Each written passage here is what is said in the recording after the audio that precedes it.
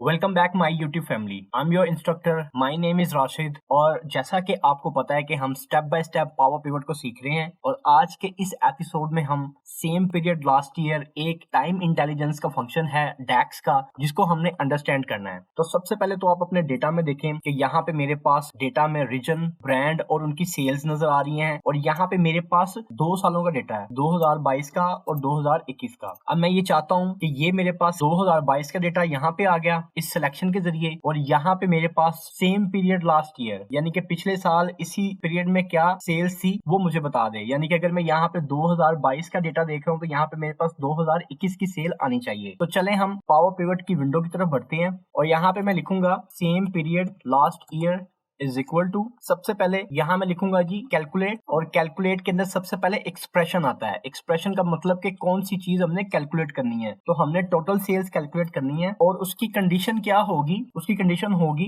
Same period last year, और same period last year जो है उसको डेट्स रिक्वायर्ड है। तो मैं यहाँ पे कर दूंगा जी calendar dates parenthesis close enter. Formula हमने अप्लाई कर दिया है। 2-3 चीजें हैं जो आपने नोट करनी है। ये फॉर्मूला तभी काम करेगा जब हमने अपने डेटा मॉडल के अंदर कैलेंडर को ऐड किया होगा, पहली चीज। और दूसरी बात, इसी बात को एक्सटेंड करते हुए अगर आपके डेटा मॉडल में कैलेंडर टेबल नहीं है तो ये यूज नहीं होएगा, क्योंकि जो कैलेंडर टेबल होता है ना उसके अंदर हमारा कॉन्टिन्यूअस और यूनिक डेट्स होती हैं, और ये तभी काम करेगा जब आप इसको यूनिक और कॉन्टिन्यूअस डेट्स देंगे। कैलेंडर टेबल इसको मैंने एक फुल एपिसोड के अंदर एक्सप्लेन किया हुआ है, अभी जैसे कि आप अपने स्क्रीन पे भी देख सकते हैं। इस एपिसोड को देखें ताकि आपको जो कैलेंडर टेबल है ना उसकी सारी इंफॉर्मेशन आपके पास हो। अभी मैं वापस अपनी रिपोर्ट में जा रहा हूँ। अब यहाँ पे देखें जी, अगर मैं ये सेल्स में आता हूँ, यहाँ पे अब मेरे पास ये सेम पीरियड लास्ट ईयर आ रहा है। इसको मैंने यहाँ पे टोटल सेल्स में एंटर किया। इसकी मैं यहाँ से सिलेक्शन करके ये इसकी फॉर्मेटिंग कर रहा हूँ। एक डेसिमल बस मैंने ऑन रखा है। तो ये 2021 की सेल्स आ रही हैं, ये 2022 की सेल्स आ रही हैं। अगर मैं यहाँ पे 2021 को सिलेक्ट करता हूँ तो देखें 2021 से पीछे मेरे पास डेटा नहीं है, तो 2021 की ये जो सेल्स है वो 4779.2 है। अब मैं अगर 2022 की सेल्स की सिलेक्शन करता हूँ तो ये देखिए, अगर मैं यहाँ पे आता हूँ तो ये देख लें 4779.2। तो इस तरह से आप जो सेम पीरियड लास्ट ईयर है उसका डेटा इंसर्ट करवा सकते हैं रिपोर्ट की फॉर्मेट में। अब मैं इसमें थोड़ी सी चेंजेस करता हूँ। यहाँ से ये ब्रांड भी निकाल दिया, यहाँ पे रीजन भी निकाल दिया है, और मैं ये कैलेंडर टेबल में आ रहा हूँ और यहाँ पे मैं इंसर्ट कर रहा हूँ मेरा ये ईयर और ईयर के अंडर मंथ। अब मैं अगर यहाँ पे इसको खत्म करता हूँ तब देखें ये मेरे पास ये 2021 है, तो 21 में क्योंकि मेरे पास 2020 नहीं है तो इसलिए ये सेम पीरियड लास्ट ईयर का डेटा नहीं आ रहा। यहाँ पे ये मेरे पास 2022 है और यहाँ पे ये 2021 की सेल्स आ रही हैं। अब हम देखते हैं कि हमने इनका वेरिएंस कैसे निकालना है, कि यहाँ पे एक तीसरा कॉलम आ जाए जिसमें वो मुझे बता दे कि इनका आपस में कितने कार्टन्स का वेरिएंस है। तो मैं यहाँ पे आ जाऊंगा और यहाँ पे मैं लिख रहा हूँ जी वेरिएंस। यहाँ पे मैं कह रहा हूँ कि जी जो मेरी टोटल सेल्स है उसका वेरिएंस बता दो मुझे मेरे सेम पीरियड लास्ट ईयर से। इंटर, यहाँ से ये कोमा और डेसिमल, क्योंकि मुझे एक चाहिए तो ये मैंने एक डेसिमल कर दिया है। वापस अपने रिपोर्ट में जाता हूँ, यहाँ पे ये जो वेरिएंस है इसको मैंने यहाँ पे इंसर्ट किया।